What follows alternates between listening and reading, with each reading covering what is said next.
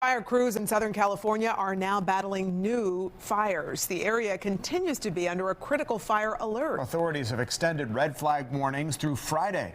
Fox's Max Gordon has the latest on the efforts to battle these fires.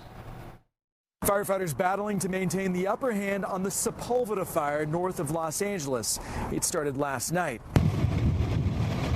A second wildfire, the Hughes fire, also starting yesterday. Crews are tackling the fires from the roads and overhead with water-dropping aircraft. The Santa Ana winds pushing the fire closer to the towns of Castaic and Valencia.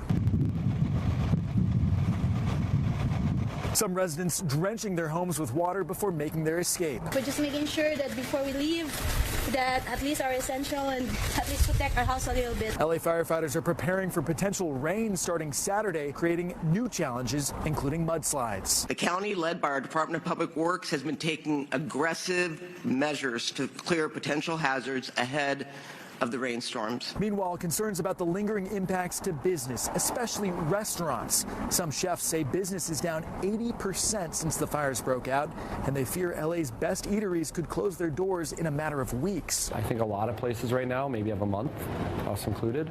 You know, if things don't start to trend the other way, I foresee a major restaurant industry collapse in LA. So far, no bailouts or loans are coming to restaurants here, even after some of them donated food to firefighters and evacuees. In Brentwood, California, Max Gordon, Fox Business.